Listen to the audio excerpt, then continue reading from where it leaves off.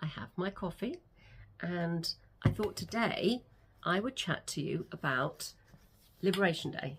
So Liberation Day, we celebrated our 79th Liberation Day yesterday here on the island of Jersey. Those of you who have watched my channel before will probably have heard me talking about maybe not Liberation Day, but the fact that the island was invaded by the Nazis. The Channel Islands were the only area of the British Isles that were invaded by the Nazis during the Second World War. And Guernsey had their Liberation Day yesterday. No, we're now the 10th. So Guernsey had their Liberation Day on the 8th, Jersey on the 9th of May, and Sark on the 10th. And the various other islands have different days. Alderney was a prison camp basically during the Second World War. All the families were sent away. I believe there was one, possibly two families still living there throughout the Second World War.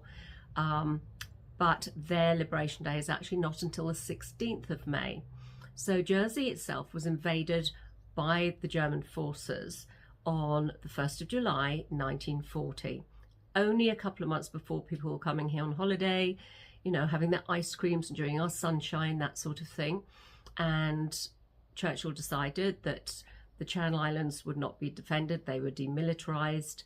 And so the island were basically left to their own devices.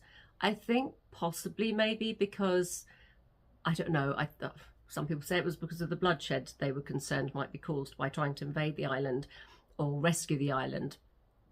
But whatever your thoughts on that, the islands were by themselves essentially and cut off from each other. It's not like they even, I mean, you can go to Leland, which is where I sometimes go to walk my dog. It's up in the headland here in St. Wan's, and you look across the channel, beautiful view. It never ceases to give me joy.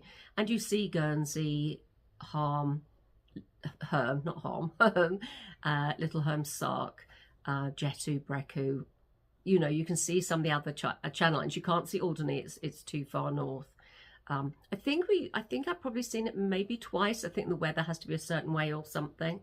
I can see France far more clearly than I can see Alderney, weirdly enough, from where I live, certainly. But the islands were then cut off from mainland Britain for 5 years. So from the 1st of July, Jersey, until the 9th of May. So 1st of July 1940 until the 9th of May 1945. And we celebrate every year. It's a national holiday here. There are Thanksgiving services. There are reconstructions in town at the Pomodore Hotel, which on the balcony there, that overlooks the harbour. And on the balcony there, it's where the British forces came and raised the Union flag on Liberation Day, and crowds gathered, and all very exciting. But we put up flags. I put up our Jersey flag for all of yesterday. My neighbours had rows of buntings and flags, and everywhere you drive leading up to Liberation Day, and still today, there will be you will see flags raised, either the Union flag or the Jersey flag, bunting, and that sort of thing. Families get together and celebrate in whatever way. Yeah, so it's a time where you think back. It's a somber time for me. I obviously, my great-grandmother was here during the Second World War. My father was evacuated with his mum, so they were in London and went through the Blitz. And it's my great-grandmother's story and my grandmother's story, so the Jersey story and the London Blitz story, that inspired two of my stories in here. So this is an Island of War. This is my first occupation book, set solely during the occupation, and running through the story. It's the story of Estelle, a young girl who has to stay behind to help her grandmother and father essentially run a small farm on the northwest of the island. I live in the northwest. But her sister is evacuated. Her sister's much younger. She's evacuated to stay with her aunt, and she goes to London, of course, goes through the Blitz. And her story is told through diary notes, which obviously her sister doesn't read until after the war. But that's an Island of War, and that's my first occupation book. The Beekeeper's War here That is a dual timeline. It's set into two timelines. So it's set during the First World War, about two Jersey girls who become nurses in England, and the Second World War, when one of them is now an older woman. Well, I say older, she's in her 40s, and she is stuck on the island because the island has now been invaded. Her daughter, she insisted she left on the boats. She was evacuated to England to her aunt, the second nurse's home, and somebody tries to rescue her during the occupation. So there's only a small bit about the occupation in the Beekeeper's War, but my second novel set wholly during the occupation of Jersey, Neighbours at War, and this is a story inspired by a true story of Laura Fredericks, told to me by her son, who is in the book. Well, the character of her little boy, Bobby, in the book is inspired by Robin, her son, who I've met. Him and his wife contacted me a few years ago. We met at the Pomdor Hotel that I mentioned about, and for coffee, and they told me all about Laura's story. Fascinating story of a young girl. She's not quite 20. She's unmarried, and she discovers she's pregnant, and the man she assumes she's going to marry is actually involved with somebody else. And devastated, she runs away from the East End of London, where she lives with her family, to come to Jersey to stay with her aunt. Now, my Laura is actually called Helen Bowman in this book, and whereas Laura came to Jersey because she had spent many summer holidays here with her family when she was younger, I have to remember the different names. My Helen came because her aunt lives here, and she came to stay with her aunt in Jersey because she knew her aunt. Well, she hoped her aunt would take her in, and her aunt does. And then what she doesn't realise is that the Germans are like a week away from invading the island, and she is trapped here for 5 long years. Obviously lots happens, lots of heartache, lots of hope, and she has to rely on the help of people who were initially strangers, her neighbours. So the houses I've used for Helen and her aunt's home was a real place. It was where my great-grandmother lived during the occupation, and next door, where the neighbours, the Hamills, live, is where my great-aunt Eileen Perkins lived during the occupation. So I have used real places.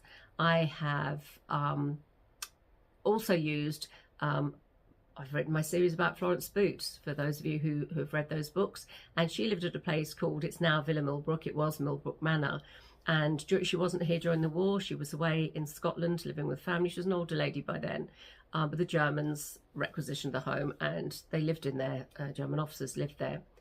So I've tied in lots of things into the book that actually are inspired by real life, basically, and they German officers did live there during the war, and various things happened. So I love writing about the occupation, but I think because I delve into the dark side of it a lot, which obviously you have to do when I've heard obviously many stories growing up. I was born here, and obviously knew people who were children here and that sort of thing, grew up hearing all about it, but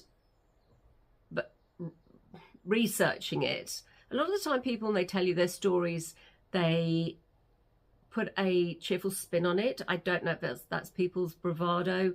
It's probably people's way of coping. When you've been traumatized by something, you probably don't want to delve in the bad side of it again and again and again over the years.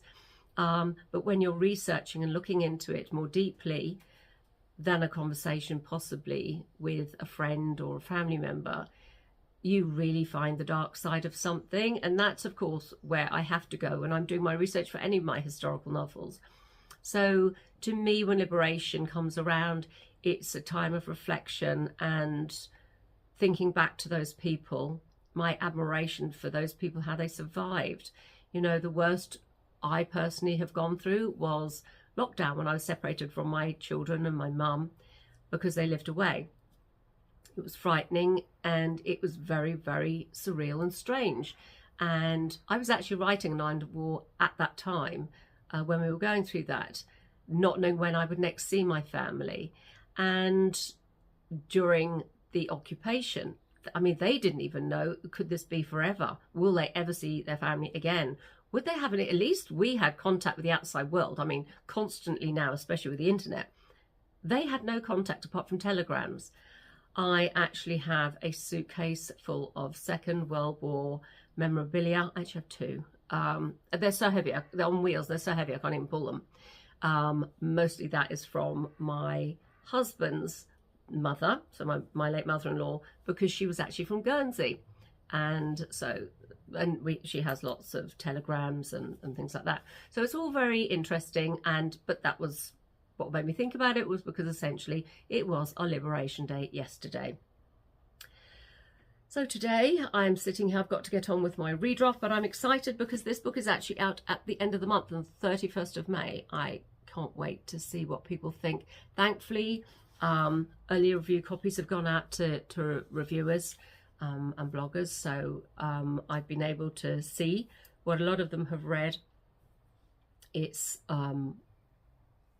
so far they're really, really good. I'm so relieved, because when something is very close to your heart and you put a lot of time into writing a book, it's not just writing the book. You get the idea, you do the research, you write still more research obviously as you go along, but then you have all the different edits. You have probably 4 rounds of edits, maybe more, 5 in this instance.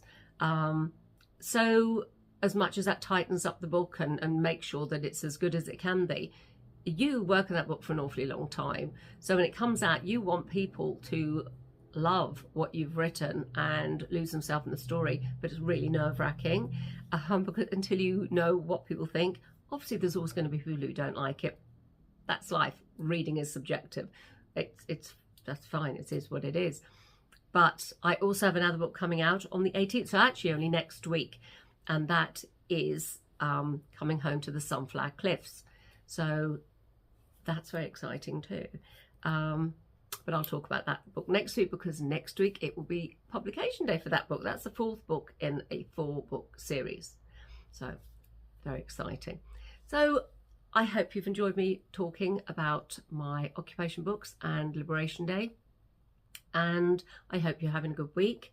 For those of you who know me, I'm Deborah Carr, and I also write romcoms as Georgina Troy. Thank you for visiting me. If you've enjoyed this and you haven't yet subscribed, please subscribe, can't speak. And if you liked this video, please give it the thumbs up. It helps other YouTube watchers discover my page. So I hope you're having a good day. It's very sunny and warm out there, but I'm inside and I better get on. Have a lovely day. Better drink this coffee before it gets too cold.